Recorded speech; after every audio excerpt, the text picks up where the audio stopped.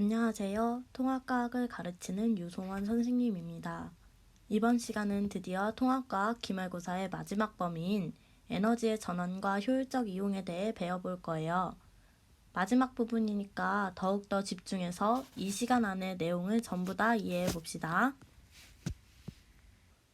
자, 오늘 배울 내용은 에너지의 전환과 보존, 에너지의 효율, 에너지의 효율적 이용이에요. 우선 우리가 배울 에너지라는 것은 6가지 종류가 있습니다. 그 6가지 종류의 에너지들은 서로 전환이 되기도 하고 그 총량은 일정하게 보존이 돼요.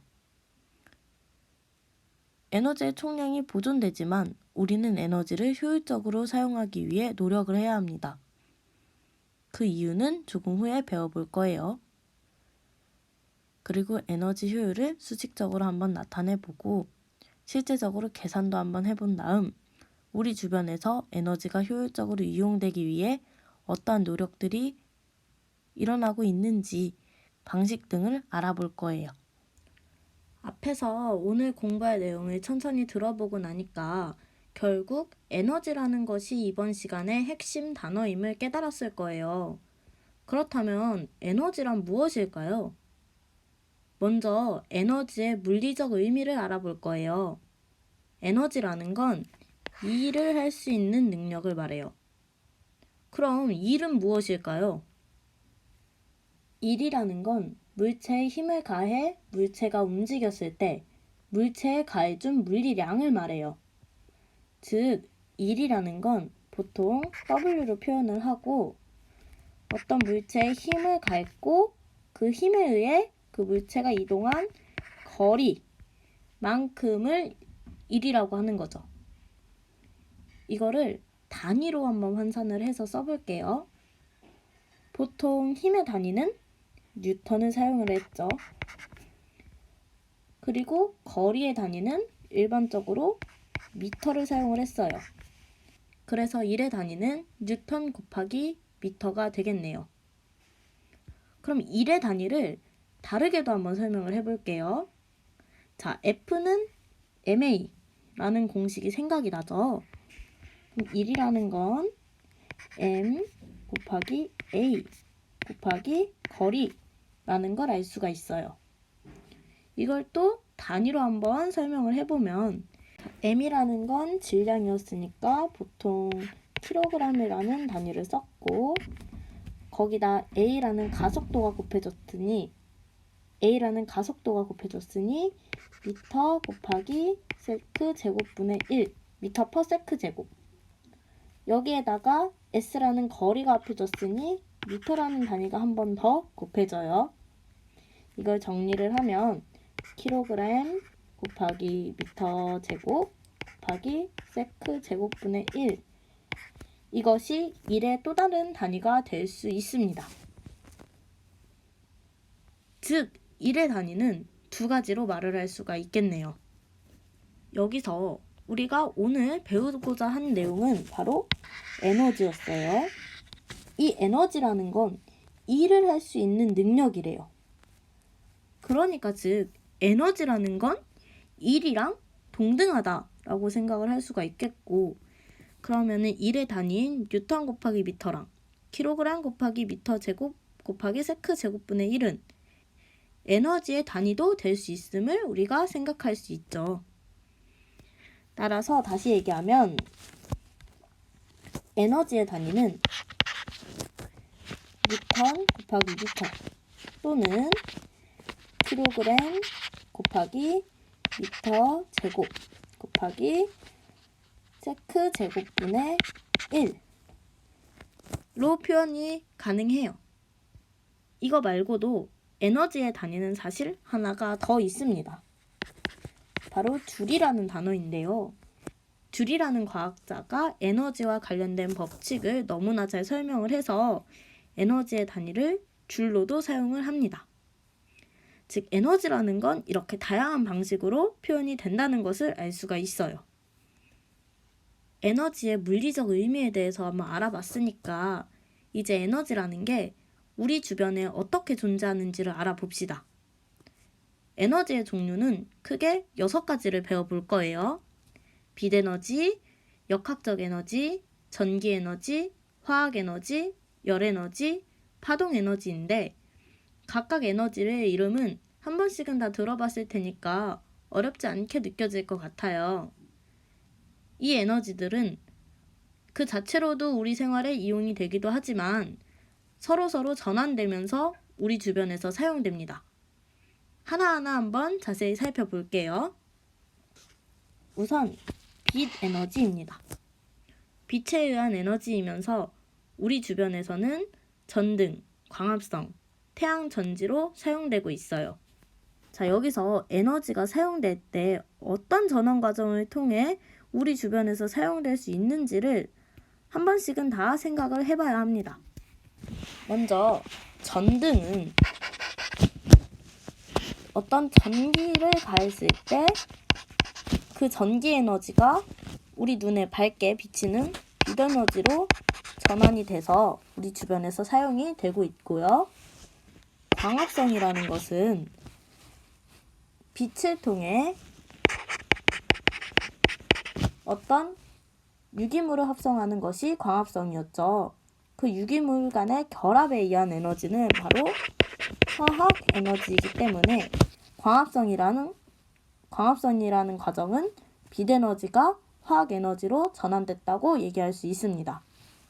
세 번째로 태양 전지라는 것은 역시나 태양을 통한 빛 에너지가 우리가 사용할 수 있는 전기 에너지로 전환이 되는 것이 바로 태양 전지이죠.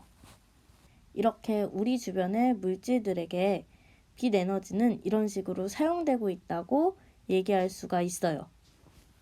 그럼 두 번째로 역학적 에너지입니다. 역학적 에너지라는 건 우리 앞선 단원에서 배웠는데 힘 역자를 써서 역학적 에너지라고 했어요.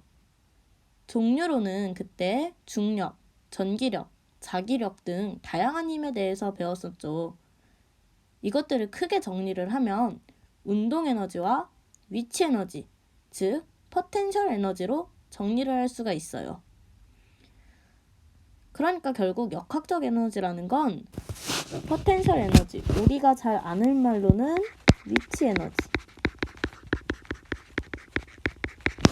에너지랑 운동 에너지의 합으로 얘기를 할 수가 있다는 거죠. 그래서 우리 주변에서 이 역학적 에너지가 어떻게 사용이 되고 있느냐를 한번 살펴보면 먼저 수력 발전으로 사용이 되고 있어요. 수력 발전이라는 건 물이 떨어지는 힘을 이용해서 어떤 전기 에너지를 생성시키는 거죠. 즉, 물이 위에서부터 아래로 떨어지니까 위치 에너지를 사용을 해서 발전을 시킬 수 있는 전기 에너지를 생성시킬 수 있어요. 다음으로 선풍기 날개를 보면 선풍기 날개는 전력을 공급해서, 즉 전기 에너지를 가해서 날개가 돌아가게 하니까 운동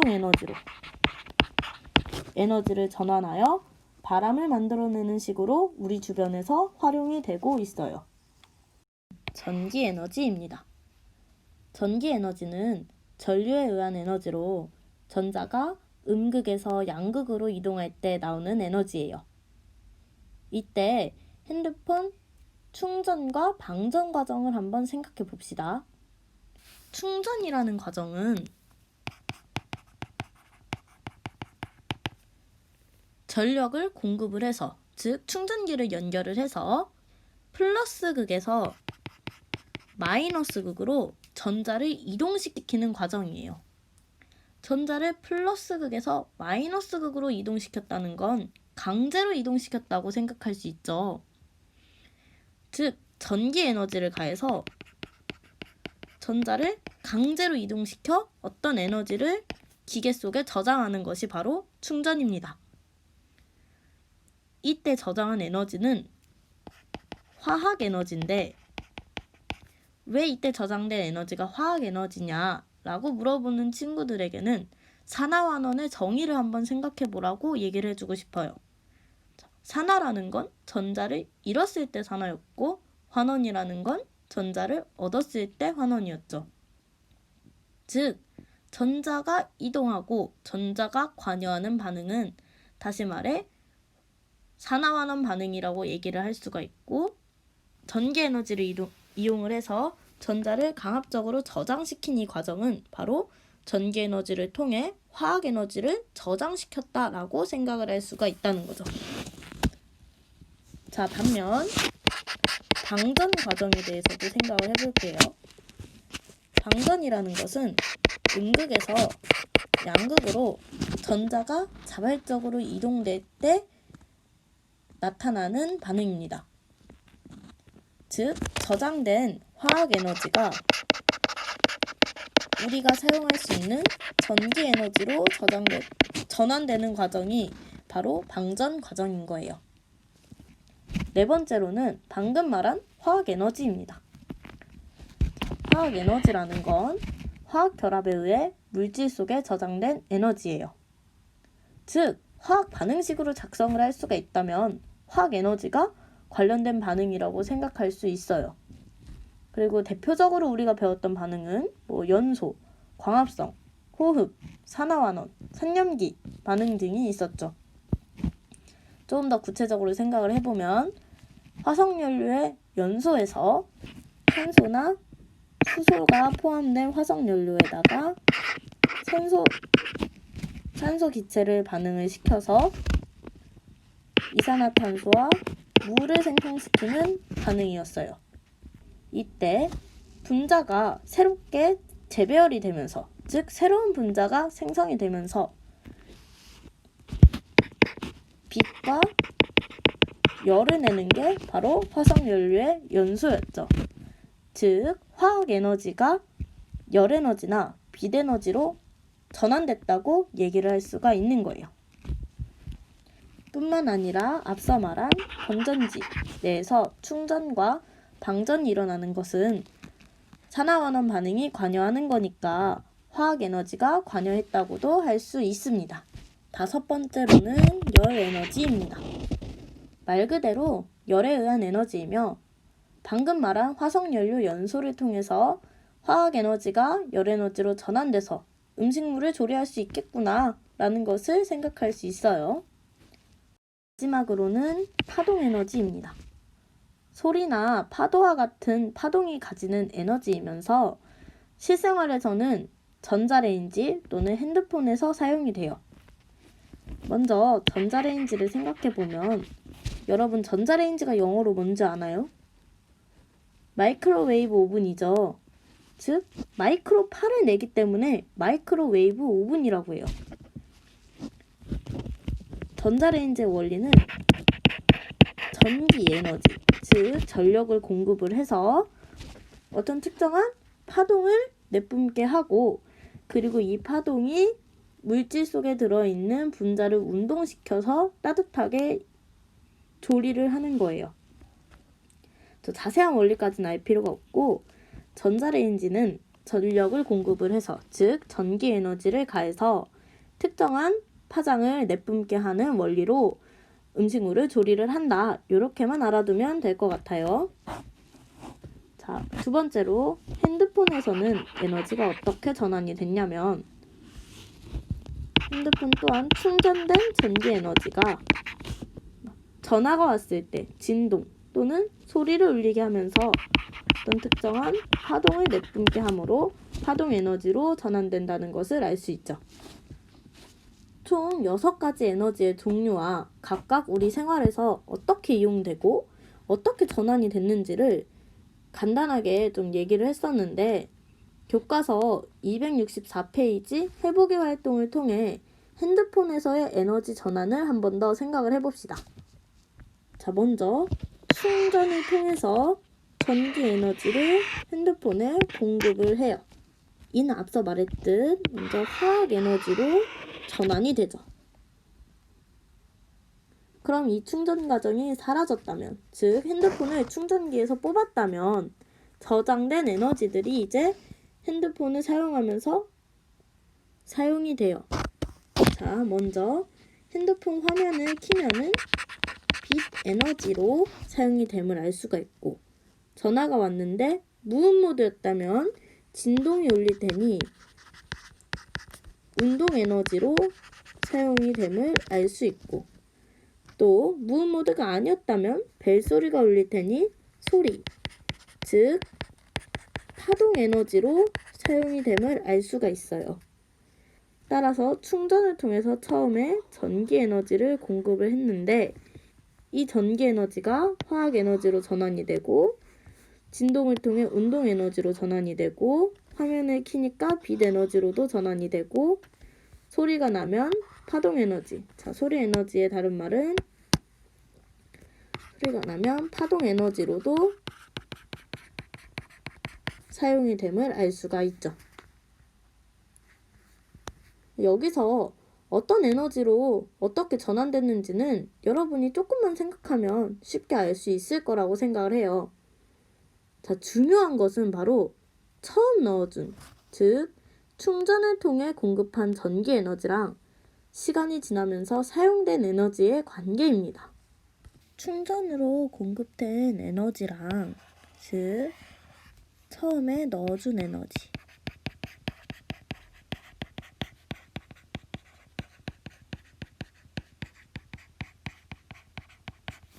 이 값이랑 핸드폰을 점점 사용하면서 소비된 에너지, 즉 시간이 지나면서 사용된 에너지, 두 값의 관계가 더 중요하다고요. 그럼 이 두 값의 관계는 어떻게 될까요? 넣어준 에너지만큼 사용할 수가 있을 테니 이 두 에너지의 관계는 같다, 이퀄이라는 관계가 나올 거예요. 이 내용이 그 유명한 에너지 보존 법칙입니다. 에너지 보존 법칙을 다시 얘기하면 에너지는 새롭게 생겨나거나 소멸되지 않지만 전환되기 전과 후 전체량은 일정하게 보존된다. 이 내용이 에너지 보존 법칙이에요. 그래서 처음 공급한 에너지랑 나중에 사용한 에너지들의 총합이 같다 라고 결론이 나온다는 거죠. 그럼 여기서 아주 중요한 이번 시간 핵심 질문이 하나 있어요. 에너지 보존 법칙에 따르면 에너지란 생성되지도 소멸되지도 않고 전체 양이 일정하게 보존되는데 대체 왜 에너지를 효율적으로 사용해야 할까요? 대충 사용해도 전체 양은 일정할 텐데 대체 왜 효율적인 사용을 고민해야 하는 걸까요? 이는 바로 우리가 사용하기 어려운 에너지가 존재하기 때문이에요. 대표적으로 바로 이 열 에너지입니다. 이 열 에너지가 나오게 된다면 이를 다시 모아서 우리가 알고 있는 또 다른 에너지들, 역학적 에너지, 전기 에너지 또는 빛 에너지, 화학 에너지로 전환하는 과정이 너무나 어렵기 때문에 더 이상 사용하기 쉽지 않은 에너지로 전환이 된 것이고 이에 우리가 활용하기에 어려운 에너지로 전환이 된 것이므로 우리는 열 에너지로 많이 나가지 않고 우리가 사용하기 쉬운 에너지들로 많이 전환되는 것을 생각하기 위해 에너지를 효율적으로 사용하려고 노력을 하는 거예요. 에너지의 효율적 사용을 고민해야 하는 이유는 에너지가 여러 단계를 거쳐 다른 에너지들로 전환이 되면서 다시 사용하기 어려운 형태, 예를 들면 열 에너지와 같은 사용하기 어려운 형태의 에너지로 전환된다면 우리가 그 에너지를 효율적으로 사용하기 어렵기 때문에 이런 에너지로 전환이 되지 않도록 우리가 다룰 수 있는 유용한 에너지들을 효율적으로 사용하기 위해 고민을 해야 하는 거예요. 이런 에너지의 효율적 사용을 수식으로써 나타낸다면 에너지 효율이란 공급된 에너지분의 유용하게 사용된 에너지의 곱하기 100%입니다. 공급된 에너지라는 건 바로 처음 넣어준 에너지가 되겠고, 유용하게 사용된 에너지라는 건 그 처음 공급한 에너지가 다른 에너지로 전환되었을 때 그 에너지를 또다시 새로운 에너지로 쉽게 전환이 될 수 있는가, 에너지 효율에 관한 이 수식을 완성할 수가 있게 됩니다.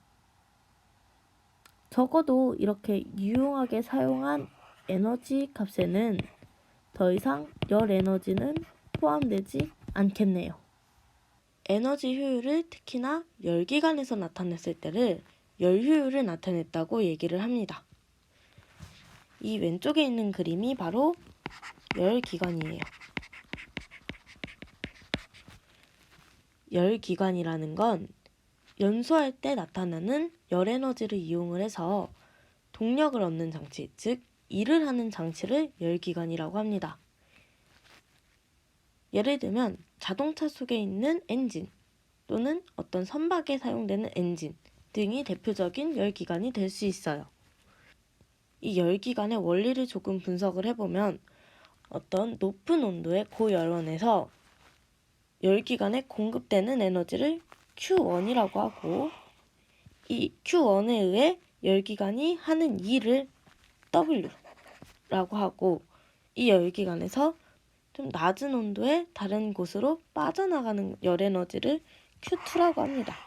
그러니까 Q1과 Q2는 모두 열 에너지인 것이죠. 그리고 W라는 건 열기관이 한 일을 의미를 합니다. 자, 그래서 여기서 열 효율이라는 걸 따져보면 기본적으로 에너지 효율에서 파생된 게 열 효율이니까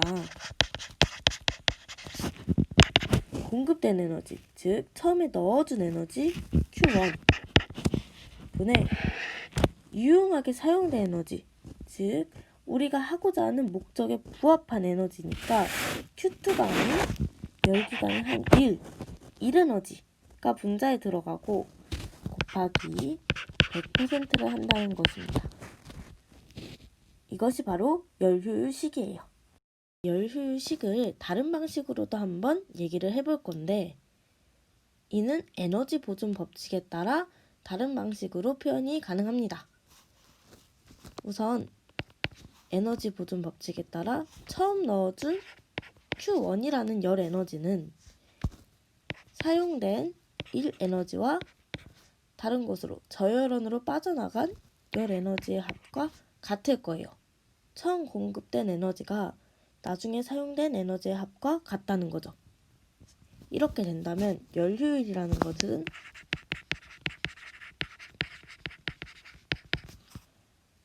Q1분의 하는 일에다가 곱하기 100%를 하는 거라고 했는데, Q1분의 W 대신 Q1 빼기 Q2를 넣을 수도 있겠죠. 그리고 곱하기 100%. 이렇게 된다면 식을 정리를 해서 1-Q1분의 Q2 곱하기 100%가 열효율이라고 새로운 공식을 만들어낼 수도 있겠네요. 자, 그럼 열효율의 최대값은 무엇일까요? Q1이라는 것은 고열원에서 공급한 에너지고 Q2라는 것은 저열원으로 이동한 에너지예요. 즉 Q1과 Q2를 비교를 하면 Q1이라는 건 Q2보다 무조건 크거나 같은 값이겠죠. 왜냐하면 고열원에서 저열원으로 열 에너지가 이동한 거니까요. 따라서 열효율이라는 것은 이 아래에 써놓은 공식에 의해 무조건 100%보다 작거나 같음을 알 수가 있습니다. 여기서 추가적인 질문이 발생을 해요. 과연 열효율이 최대치가 되는 100%가 되는 열기관이 존재를 할까요? 아쉽지만 존재하지 않아요. 우선 공식을 다시 한번 생각을 해보면 열효율이라는 것은 1-Q1분의 Q2 곱하기 100%로 나타낼 수 있었는데, 따라서 열 효율이 100%라는 건 Q1분의 Q2가 0이 될 때 열 효율이 100%가 나올 거예요. 그러면 Q1분의 Q2가 0이니까 Q1 또는 Q2가 0이라는 걸 의미를 하겠죠. 분모가 0이 될 순 없으니 또 Q1의 의미가 공급한 에너지잖아요. 공급한 에너지가 0이 될 순 없으니 Q2가 0일 때 열 효율이 100%인 것을 알 수가 있어요. 즉, 이렇게 저열원으로 빠져나가는 열 에너지가 없을 때 공급한 열 에너지가 모두 다 100% 1이 될 때 열 효율이 100%라는 거죠. 이러한 열기관은 존재할 수 없다고 했어요. 왜냐하면 열 에너지에는 흐름이 있기 때문이에요. 자, 열 에너지의 흐름이라는 건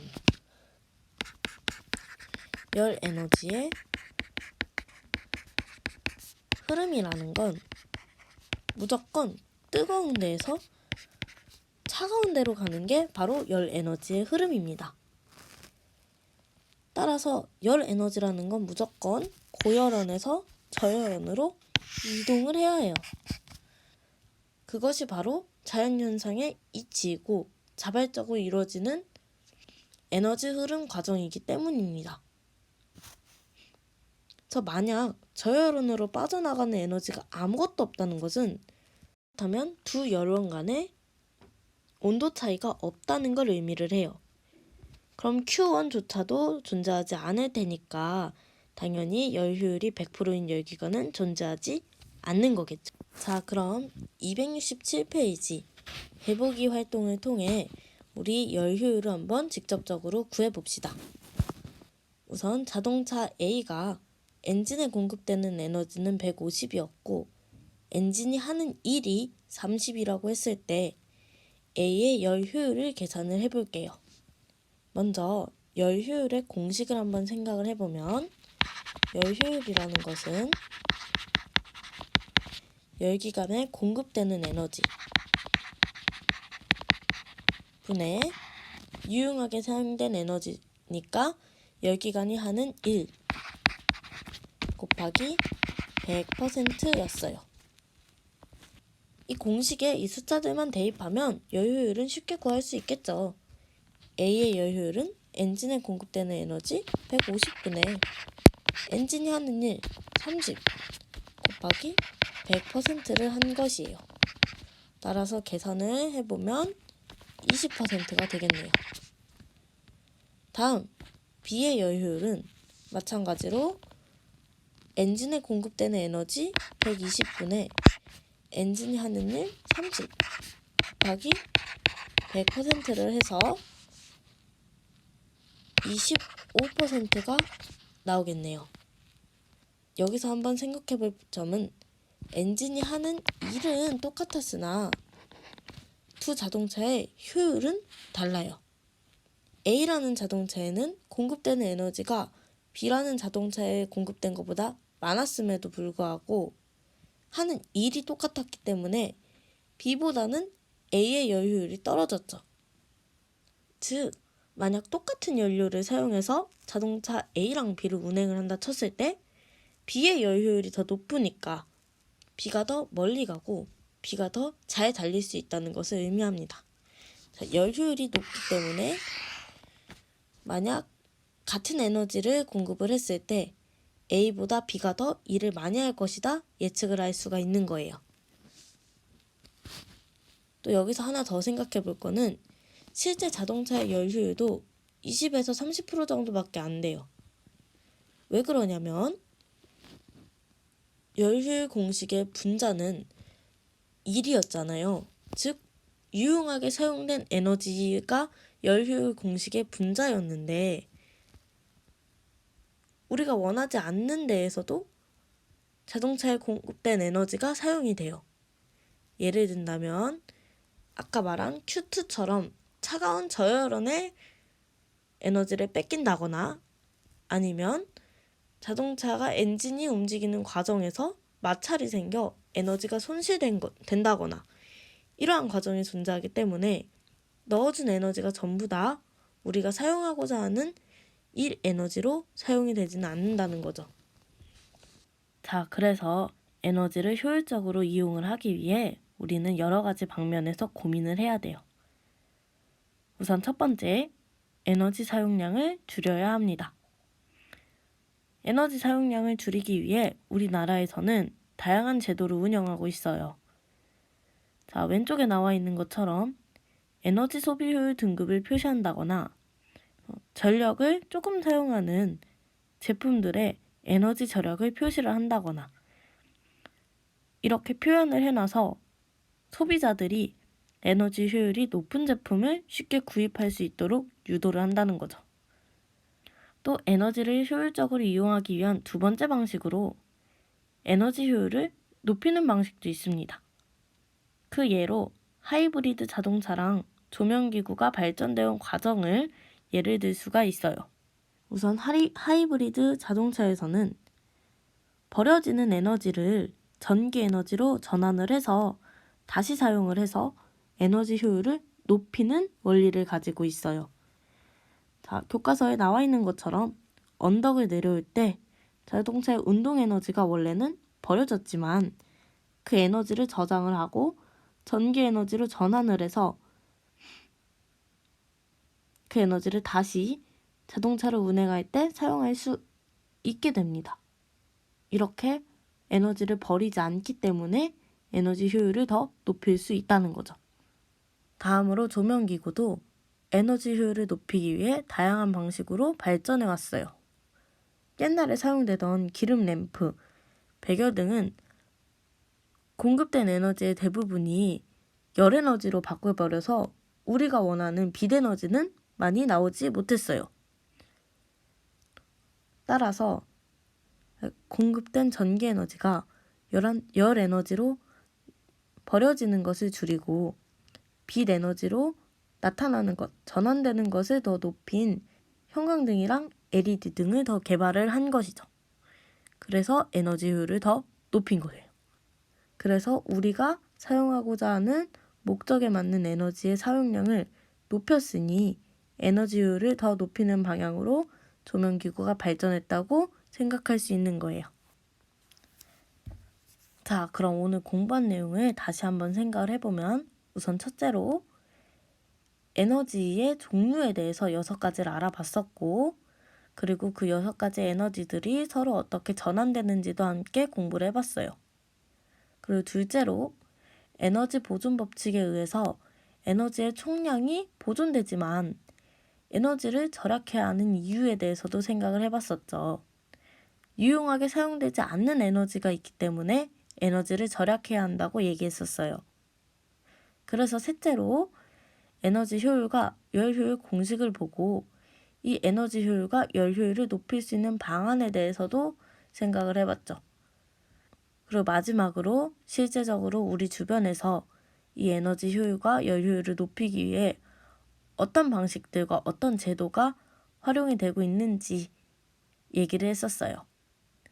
자, 이 4가지 내용 중에 기억이 안 나는 내용이 있다면 앞선 강의를 다시 들어보는 것도 좋을 것 같고 만약 이해가 안 되는 내용이 있다면 다음 주에 학교에 와서 선생님한테 물어보도록 하세요.